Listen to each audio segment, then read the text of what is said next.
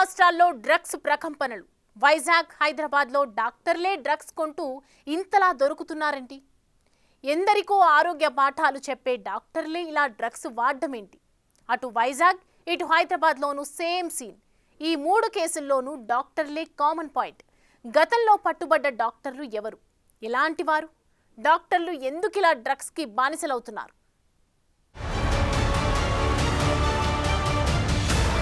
Telangana narcotics drugs డిపార్ట్మెంటుకు చెందిన eagle team అధికారులు హైదరాబాద్ లో మరొక డ్రగ్స్ రాకెట్ గుట్టు రట్టు చేశారు. కొంపల్లిలోని మల్నాడు రెస్టారెంట్ కేంద్రంగా డ్రగ్స్ సరఫరా దందా నడుస్తున్నట్లు గుర్తించారు. రెస్టారెంట్ యజమాని సూర్యను అదుపులోకి తీసుకుని విచారించగా మొత్తం డ్రగ్స్ నెట్వర్క్ బయటపడింది. దీనికి సంబంధించిన వివరాలను మీడియాకు ఈగిల్ టీం అధికారులు ఓ ప్రకటనలో తెలిపారు. మల్నాడు రెస్టారెంట్ యజమాని సూర్య సిటీలోని పలు పబ్లు, రిసార్ట్లు, ప్రముఖ పారిశ్రామికవేత్తలకు డ్రగ్స్ సరఫరా చేసినట్లు గుర్తించారు.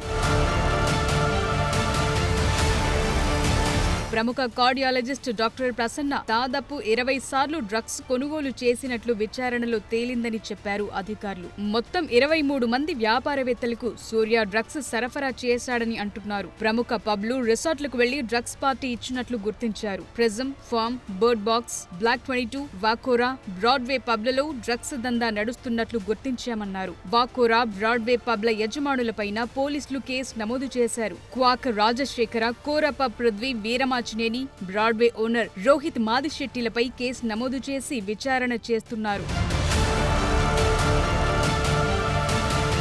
కొంపల్లిలో డ్రగ్స్ అమ్ముతున్నట్లుగా సమాచారం రావడంతో ఈగిల్ టీం అధికారులు దాడి చేసి నెట్వర్క్ గుట్టు రట్టు చేశారు. ఢిల్లీ నుంచి వచ్చిన మహిళ తన హై హీల్స్ లో పెట్టి డ్రగ్స్ సరఫరా చేస్తున్నట్లు గుర్తించారు. సూర్యకు నైజీరియన్స్ డ్రగ్స్ పార్సిల్స్ అందజేసేవారన్నారు. మల్నాడు రెస్టారెంట్స్ యజమాని సూర్య, అతని మిత్రుడు హర్షలను అరెస్టు చేసి విచారణ జరుపుతున్నారు. అయితే మల్నాడు హోటల్లో ఎలాంటి డ్రగ్స్ దొరకలేదని, తమ ఓనర్ బంధువుల ఇష్యూ తమకు ముడిపెట్టొద్దని మల్నాడు హోటల్ జనరల్ మేనేజర్ అంటున్నారు. ఓనర్స్కి రిలేటివ్స్ అండి, అట్లా హోటల్లో అయితే ఏం జరగలేదు.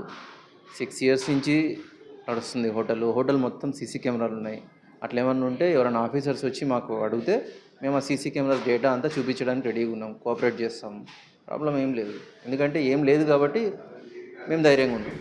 మొన్న విశాఖలోనూ ఒక డాక్టర్ డ్రగ్స్ వ్యవహారం వెలుగులోకొచ్చింది. ఇతడి పేరు డాక్టర్ కమ్మెళ్ల కృష్ణ చైతన్య వర్మ. డ్రగ్స్ మాఫియాతో సంబంధాలున్న డాక్టర్ చైతన్య వర్మను అరెస్టు చేశారు విశాఖ పోలీసులు. డ్రగ్స్ మాఫియాతో డాక్టర్ కు లింకులున్నట్టు తేల్చారు. కోర్మన్నపాలెం A+ హాస్పిటల్ కు సీఈఓగా పనిచేస్తున్నారు doctor Krishna Chaitanya. Doctor Chaitanya cocaine కోసం 60,000 రూపాయలిచ్చినట్టు పోలీసులకు ఆధారాలు లభించాయి. డాక్టర్ కొకైన్ కు అలవాటు పడినట్లు పోలీసులు ఒక నిర్ధారణకొచ్చారు. డాక్టర్ కృష్ణ చైతన్యను అరెస్టు చేసి కటకటాల వెనక్కు నెట్టారు.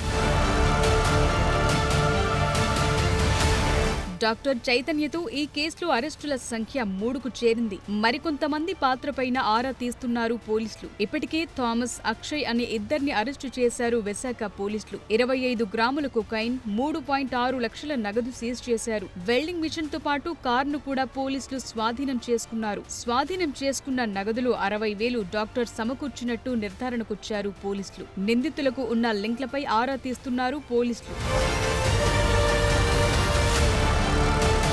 ఢిల్లీకి చెందిన ప్రిన్స్, బుచ్చి అనే మరో 2 నిందితుల కోసం గాలిస్తున్నారు. తాజాగా ఈ కేసులో డాక్టర్ పాత్ర బయటపడటంతో విశాఖలో తీవ్ర కలకలం చెలరేగుతోంది. డ్రగ్స్ కేసులో ఎంతటి వారి పాత్ర ఉన్నా సరే ఉపేక్షించేది లేదని అంటున్నారు పోలీసులు. కాగా రాష్ట్ర మాదక ద్రవ్యాల నిరోధక విభాగం ఈగిల్ తో కలిసి నగర పోలీసులు సంయుక్తంగా నిర్వహించిన ఆపరేషన్లో గత శనివారం ఢిల్లీలో 15 లక్షల విలువైన 25 గ్రాముల కొకైన్ ను స్వాధీనం చేసుకున్న సంగతి తెలిసిందే.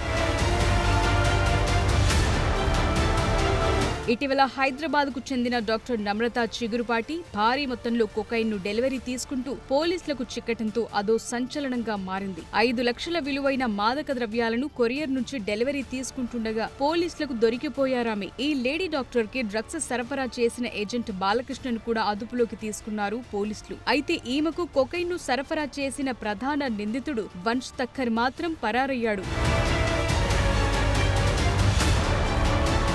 డాక్టర్ నమ్రతకు 2 పిల్లలు. ఆమె భర్త నుంచి విడాకులు తీసుకున్నారు. షేక్పేట్లోని ఓ ఖరీదైన అపార్ట్మెంట్లో ఉంటున్నారు. 2014లో పీరం చెరువులోని ఓ కాలేజ్లో ఆమె MBBS చేశారు. ఆ తరువాత 2017లో కొచ్చిలో రేడియేషన్ ఆంకాలజీలో MD పూర్తి చేశారు. 2021-22లో స్పెయిన్లో MBA చేశారు. అక్కడ ఉండగా ఆమెకు డ్రగ్స్ అలవాటయ్యాయి. ఇది వ్యసనంగా మారటంతో ఇండియాకొచ్చాక కూడా తాను డ్రగ్స్ తీసుకోవాలని భావించినట్టు విచారణలో చెప్పారామె. ఇక్కడ స్థానిక డీజేల ద్వారా ఆమె తొలుత డ్రగ్స్ కొనుగోలు చేసేవారు. ఆ తరువాత నమ్రత తన బాయ్ ఫ్రెండ్ ద్వారా ముంబైకి చెందిన drugs kingpin Vansh Thakkar పరిచయమయ్యాడు. ఠక్కర్ వద్ద డ్రగ్స్ సరఫరా చేసే కొరియర్ గా పనిచేసేవాడినని బాలకృష్ణ పోలీసుల విచారణలో చెప్పాడు. ఇలా చేయటం వల్ల తనకు కమిషన్ వచ్చేదని అన్నాడు.